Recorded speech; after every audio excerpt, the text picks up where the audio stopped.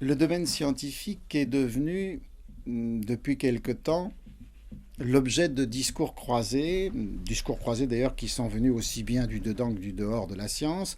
Je dis croisés, on pourrait aussi bien dire contradictoires quelquefois. Et en fait, c'est peut-être une façon de redéfinir ou de baliser le territoire scientifique, disons, on revisitait les origines ou en précisait les fins. Alors aujourd'hui, avec vous, Didier Anzieux, nous allons nous intéresser aux origines, aux racines. C'est normal, il vaut mieux commencer par le début.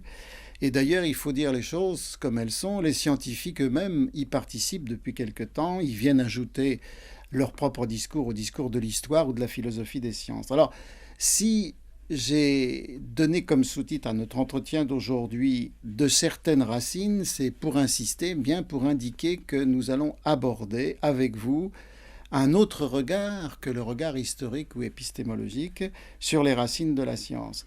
Alors, dans une collection que vous dirigez chez Duno, vous avez publié récemment un ouvrage collectif qui s'intitule L'inconscient et la science. Ben, le singulier pour l'inconscient, ma foi, ça va de soi. Mais pour la science, c'est moins évident parce que on a plutôt tendance de nos jours à parler des sciences pour marquer ainsi qu'il y a des disciplines finalement très différentes et que rassembler tout dans un ensemble indifférencié n'est peut-être pas tout à fait convenable.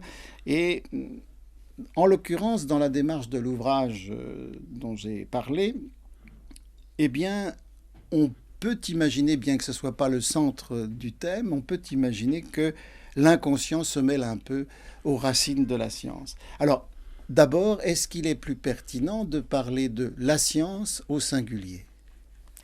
En tout cas, ça serait difficile de parler des sciences au pluriel, car ça supposerait un chapitre sur psychanalyse et mathématiques, psychanalyse et astronomie, psychanalyse et biologie, psychanalyse et sociologie. Ça serait donc un traité en plusieurs volumes, et je ne sais pas si à la fin on serait plus avancé.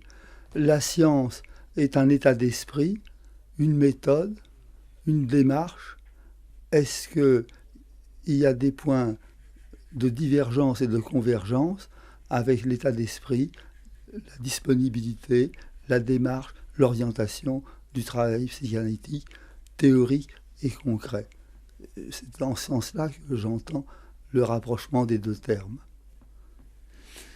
Alors, à la lumière de ce qui a été écrit dans ce livre, est-ce qu'il y a une ou quelques constantes qu'on pourrait mettre en lumière se rapportant au statut de l'inconscient dans ses rapports avec la science?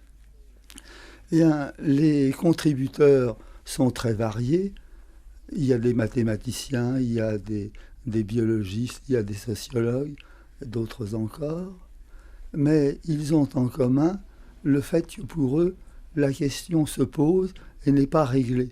Je veux dire, il n'y a pas de polémique anti-psychanalytique ou anti-scientifique. Ce sont des gens réunis, même s'ils ont des idées différentes, réunis par une ouverture à la confrontation, à la discussion, à la réflexion. Vous identifiez inconscient et psychanalyse d'une certaine façon, parce qu'il semble que pour vous, ça va de soi. Eh bien, la psychanalyse n'a pas le monopole de l'inconscient. L'inconscient existe chez tout le monde, chez le savant aussi bien que chez l'analyse ou chez l'homme courant. Mais l'analyse a fourni une méthode, une théorie qui permet d'élucider partiellement, incomplètement, mais d'une façon souvent efficace, l'inconscient. Et pas simplement l'inconscient source de pathologies comme les névroses, les psychoses, mais l'inconscient qui peut être source de la créativité, ce qui rejoint notre propos actuel. Mais par exemple, au travers des différentes contributions, et même au-delà d'ailleurs, est-ce que la science objective, matérialiste, euh, fait droit de citer à l'inconscient ou conteste son existence ou le concept? Eh bien, la science, en tant qu'elle est vérification, démonstration, conteste forcément l'inconscient qui obéit à des processus affectifs et imaginaires qui n'ont rien de rationnel. Mais si l'on prend non plus la phase de démonstration, d'exposition, mais la phase de création, on observe chez le savant, comme chez le patient en analyse, comme chez l'analyste, on observe des régressions à des images extrêmement archaïques, à des fantasmes, à des scénarios, à des espaces psychiques qu'on peut supposer être celui du nourrisson, peut-être même avant la naissance du fœtus, et qui fait qu'un savant a conservé un sens très aigu de ces organisations qui, normalement, par le développement de l'individu, sont dépassées, et que ça lui sert de modèle directeur inconscient pour l'organisation de son domaine scientifique.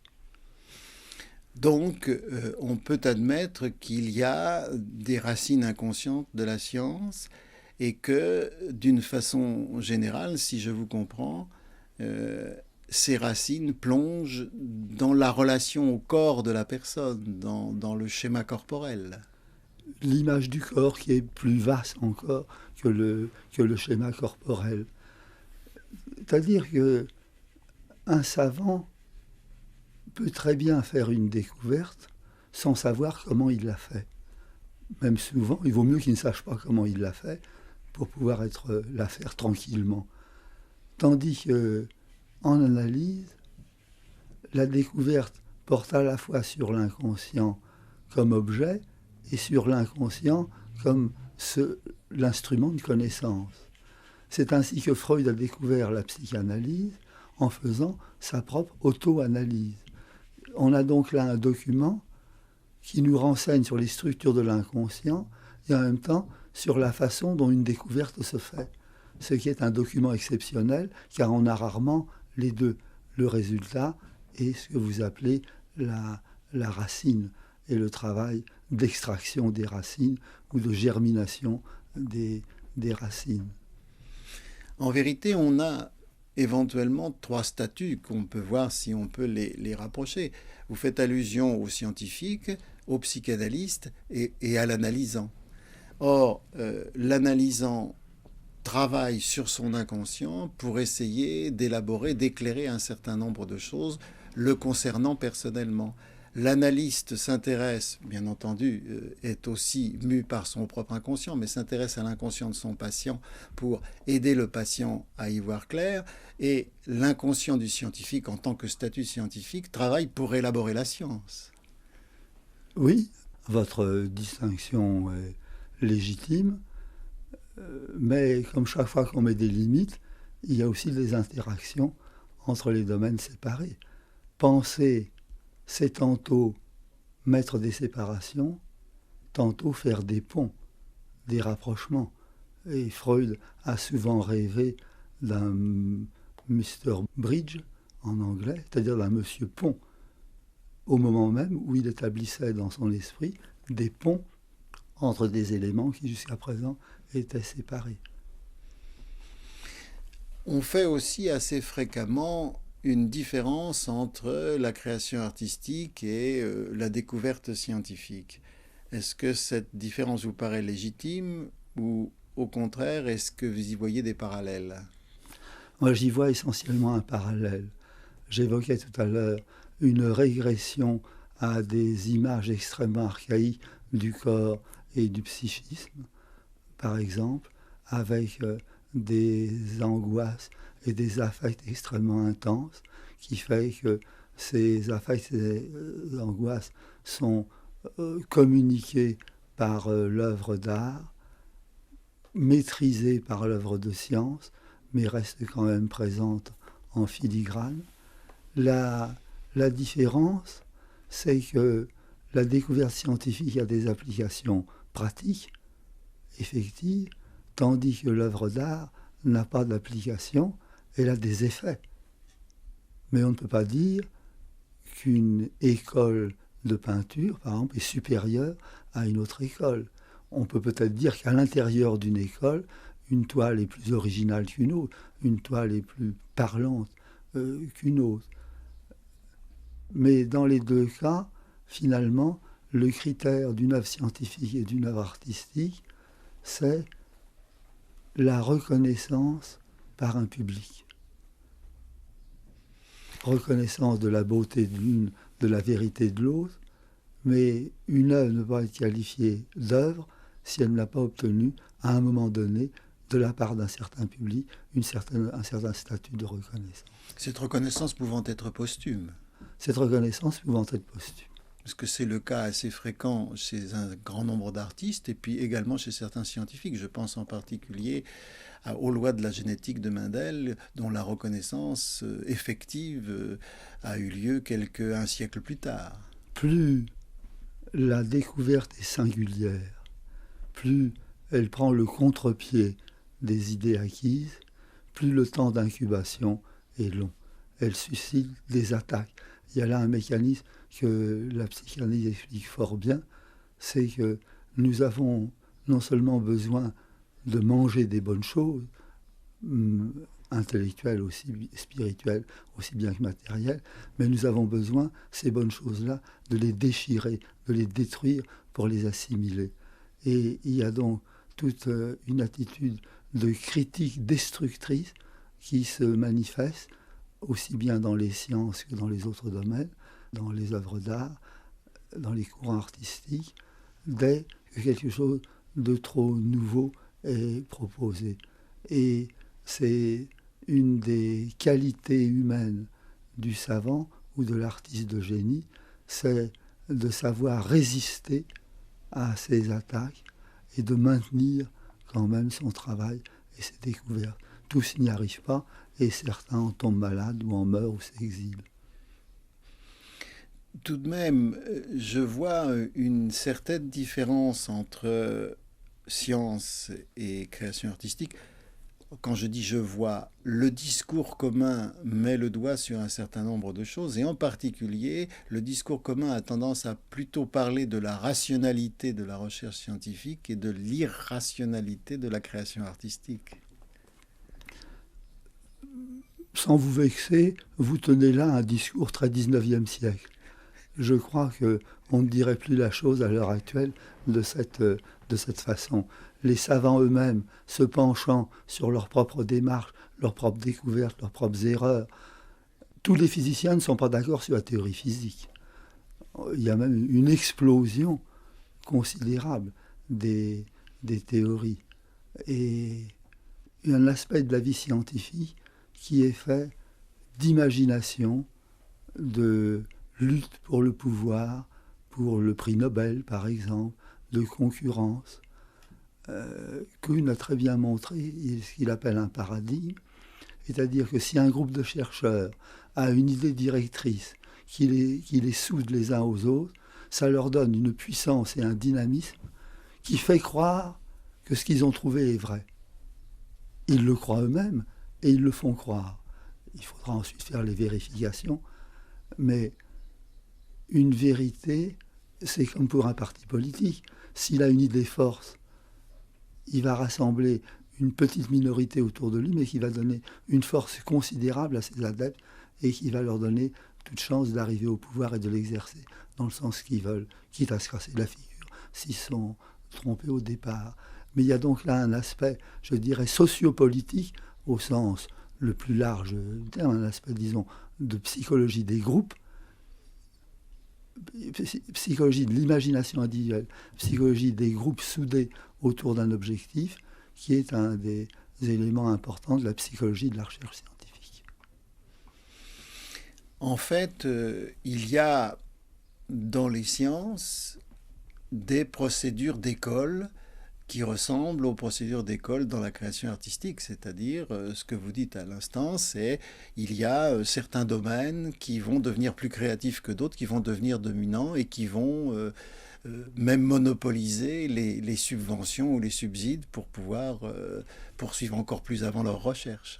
Oui, et imposer leur point de vue avec le risque d'étouffer ceux qui pourraient développer des points de vue différents.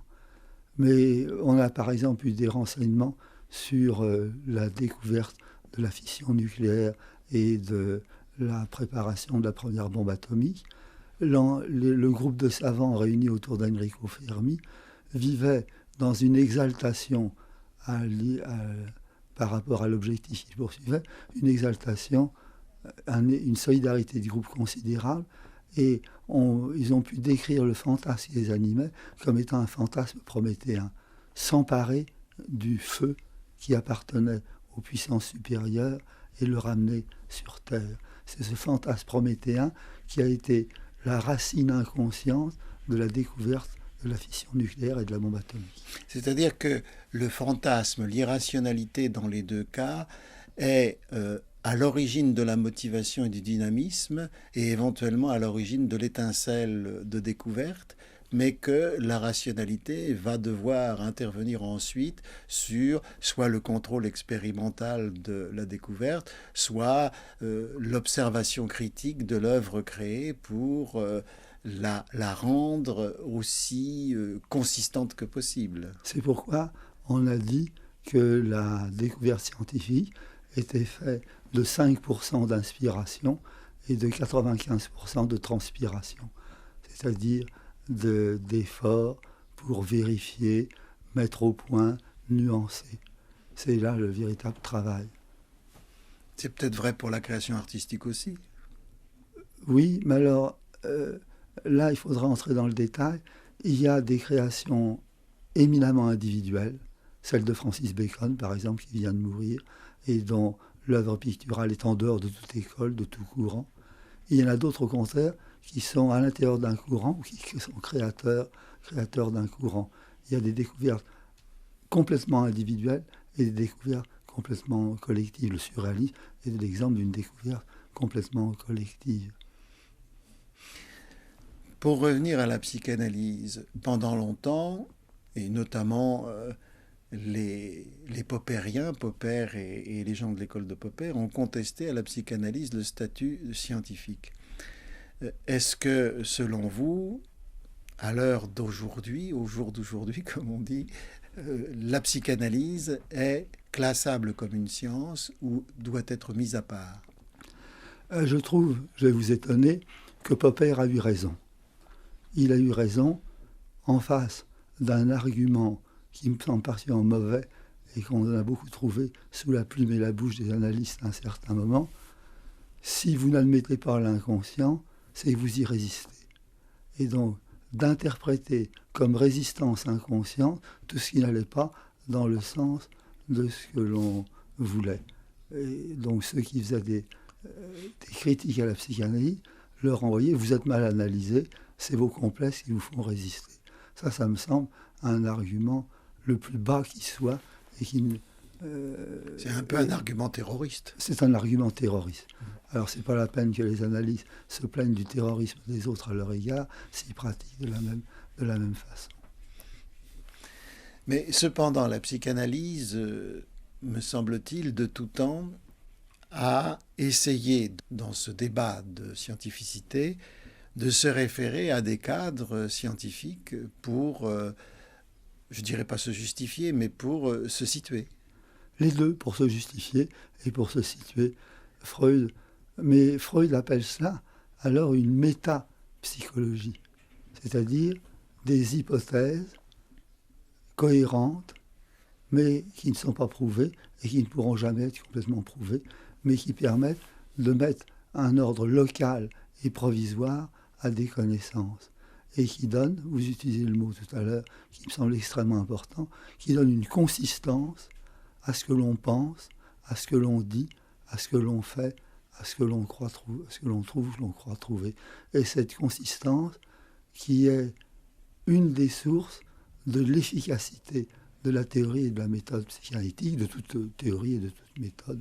C'est là où il me semble qu'il y a un rapprochement entre la psychanalyse et les autres sciences, cette notion de consistance, mais évidemment la consistance d'une théorie atomique ne sera pas la même que la consistance d'une théorie du refoulement, mais il y a consistance. Et pour ma part, si Dieu me prête vie, ce que j'ai envie d'écrire, c'est un ouvrage sur la notion de consistance qui ferait justement le pont entre les sciences au sens ordinaire du terme et l'analyse. Parce que, bon, avec Freud, on a en quelque sorte un cadre biologique à la métapsychologie. On a vu la psychanalyse ensuite emprunter, selon les cas, à la linguistique, aux mathématiques, et de nos jours, par exemple, il est probable que la psychanalyse doive regarder avec attention les progrès fulgurants que les neurosciences ont faits ces 10 dernières années, par exemple. Oui, je ne dirais pas la psychanalyse. Certains psychanalystes cherchent à établir des rapprochements avec la théorie des catastrophes, la théorie de la cybernétique, la théorie du chaos indéterministe. Et ça donne des éclairages qui peuvent être particulièrement vivifiants sur certains aspects de la théorie psychanalytique et surtout des processus inconscients. Mais ce sont des métaphores. L'usage qui en est fait est un usage seulement métaphorique. Mais on peut alors généraliser le questionnement. Est-ce que toute science n'est pas d'abord analogie, homologie, métaphore? Il serait injuste d'accuser l'analyse de métaphorisme alors que la science pratique la métaphore comme démarche première de ses découvertes, quitte ensuite, comme nous le disions tout à l'heure, à vérifier, argumenter, préciser ce qui a été découvert comme métaphore. Par exemple, Newton a découvert la gravitation universelle, mais ce que l'on ne sait pas, ce que l'on a oublié, c'est qu'il avait toute une théorie de petites divinités diaboliques qui poussaient les astres et qui les faisaient tourner, ce qui est un pur fantasme individuel. Et il tombait dans une sorte de secte religieuse qui croyait comme ça à des âmes du monde. On a complètement oublié cet aspect-là, qui est sa pathologie ou sa psychologie personnelle. On a retenu que ce qui a été vérifié. Mais pour lui, les deux allaient ensemble. L'imagination et la raison allaient ensemble. C'est lui et les successeurs qui ont décanté ce qui était fantasme délirant et ce qui était fantasme créateur. Tout de même, pour conclure, vous parliez tout à l'heure à propos de la recherche scientifique, parce que c'est ce que vous venez de dire sur Newton qui m'y renvoie, des rapports de la recherche scientifique avec l'image du corps du chercheur. Si on passe rapidement en revue les différents domaines de la recherche scientifique, certains aspects de ces domaines paraissent effectivement plus facilement rapprochables de l'image du corps. Enfin, je pense à microcosme, macrocosme, c'est-à-dire que, aussi bizarre que ça puisse paraître, c'est vrai que l'astronomie, l'astrophysique renvoie peut-être plus volontiers à l'image du corps que certains autres secteurs scientifiques. Croyez-vous que ce que je dis soit faux ou que tous les domaines scientifiques renvoient quand même à cette relation au corps? Je serais tenté de dire oui, mais sous la réserve que si c'est assez évident pour l'astronomie, par exemple, ou pour la théorie des catastrophes, ou certaines théories mathématiques, je n'irai pas jusqu'à épuiser en disant toute science en relève. On peut simplement dire dans telle science, on peut observer tel rapprochement. Disons, je le prendrais au sens où Lévi-Strauss parle du structuralisme. Il dit, le structuralisme n'est ni vrai ni faux, il me sert pour expliquer les phénomènes sociaux. Et je vais aller le plus loin possible en me servant du structuralisme. Quand ça ne marchera plus, je m'arrêterai et je chercherai un autre modèle. Mais je prends ce modèle-là, j'y crois et je m'en sers pour aller le plus loin possible avec lui. Ce serait cette attitude pragmatique que je partage. Alors je vous rappelle que L'inconscient et la science, livre autour duquel nous avons parlé aujourd'hui, est publié chez Duno et que c'est un ouvrage collectif dans une collection dirigée par Didier Anzieux, la collection s'appelant d'ailleurs Inconscient et culture.